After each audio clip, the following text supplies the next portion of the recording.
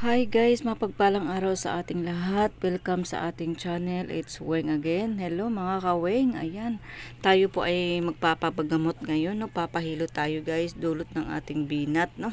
So ayan po guys, itong panggagamot na ito ay gamit po yung ating dahon ng ikmo or ano ba ang tawag? Buyo ang tawag nito sa amin guys. Ito din ay ginagamit din siyang panganga. Nabili ko ito guys sa palengke, may nagbebenta kasi guys. So magpapahilot ako ngayon guys. So idarang muna natin ito sa apoy, no? Yung bang lumabas yung kanyang pinaka-aroma guys, kasi ito ay may tusing na amoy, no? Palalabasin lang natin yung amoy niya, kaya dinadarang natin siya sa apoy. So ganun po guys. Ayan guys, umpisan ako na nagpahilot ako, no? Yan po kasi guys ay yung aking karamdaman kasi guys ay hindi ko mawari na kung ano yung may sobrang hangin sa likod na medyo masakit-sakit din kako pag ganito na kasi ako guys.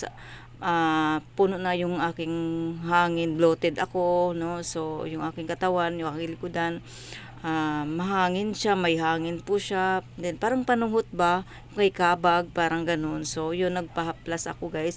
Nagpahilot talaga ako guys, kasi wala kasing may marunong magpahilot. So nagpahilot ako. So dapat ang magpahilot. So ganyan lang po ang paghilot. Bali yung kumbaga paano yung paghilot guys, so pababa, pag ganun doon, kasi para maalis yung kabag guys, kasi sa mga sulok-sulok na ating mga buto-buto ay may mga kabag. Pasensya guys yung aking hitsura, kasi nga taga tayo may makaramdaman talaga guys, hindi na talaga natin iniisip yung baga ating hitsura, kung ano magiging hitsura natin, no? Kung pangit ka man o maganda, basta importante ay magaling tayo sa ating karamdaman, ganun po guys, no? Yan, sa mga nanay dyan, mga babae, lalo-lalo't mga babae, lapitin tayo ng binat hangin, binat lamig, kasi yung dulot ako'y may binat kasi guys, no? Yun ang problema ko pagka na overwork na naman, so nabinat na naman. So ito guys, nagpa-plus ako ng muna, langis, or yung bang efficacent oil, pwede na yun. So hinaplasan muna guys, tapos tatapalan ito mamaya ng ikmo, kasi yung ikmo kasi ay siya kasi ang sumisip-sip ng mga kabag o yung mga hangin sa loob ng ating katawan guys. So sa likod lang ako nagpapahilot guys, kasi itong naghilot sa akin, hindi siya marunong maghilot sa tiyan. So para ba pa yung kumbaga yung aking sinikmura or kabuhi, para mababa po siya, nagpahilot ako sa likod, no? Kasi ako ay may naman, binat hangin, no? Binat lamig, parang ganun ba. So yung aking likod nagpapahilot ako. Maghanap na naman ako ng yung bang marunong maghilot sa tiyan, para hilutin ako para mababa yung aking kabuhi or yung bang binat hangin or binat lamig, no? Kasi nga yung aking pulso sa tiyan ay hindi naman, naligaw na naman, wala na sa guys, wala na sa pwesto niya. So ayan, no. So yung pakiramdam ko, parang yung aking likod ay masakit siya kahit anong lagay ko ng haplas. So ngayon magtatapal ako, tinapalan ko lang siya ng ikmo all beetle paper pala ito sa English guys. Ito yung ginagamit ng mga matatanda, yung bang nagnganganga. So ito yung dahon na ito guys, no. Napaka bango nitong itong ikmo na ito guys, yung nganga na dahon. So ayan po guys, kailangan tapalan natin yan siguro mga 30 minutes, o pwede naman magdamagan, pwede din sa gabi, kaya lang araw akong naglagay dahil sobrang sakit na. So ayan po guys, hintayin natin guys na siya, dumikit siya sa likod, and then ihiga ko muna siya pagkatapos, at saka medyo maanghang siya sa likod.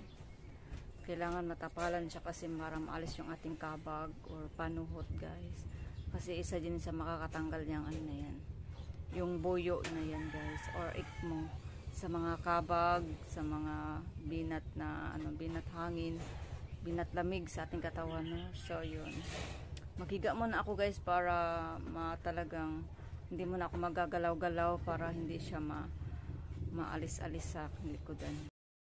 So yun guys, ihiga ko muna siya guys, mga 1 oras, pwede na yan, no? Kasi nga nilagyan naman natin siya ng haplas at nagtapal tayo ng buyo na or ikmo na ito guys, or nganga itong tawag nito sa iba. Kasi nga itong nganga guys or buyo ay napaka-effective talaga itong ipanglagay o ipangtapal, lalo na pilay, mga kabag, At ito din ay iniinom din yung kumbaga ginagawang tsa, buhos lang ng mainit na tubig at iniinom sa mga may problema sa mga ubo. Napaka mabisa talaga itong ano ko guys, itong pamgagamot na itong nanggamit ang ICMO na ito guys. Maraming benepisyo talaga itong ICMO na ito guys, or buyo. Ito lagi talagang nakakatulong talaga sa akin, no, na yung ako'y napilay, ito lang pinagtapal ko isang gabi na wala na siya agad. Grabe talaga itong ICMO na ito guys, no. So yun, nagpahilot lang ako kasi nga buti naman yung naghilot sa akin ay malaki yung kamay talagang kumbaga nasulit yung paghilot ko, bang parang pakiramdam ko sakop yung aking likuran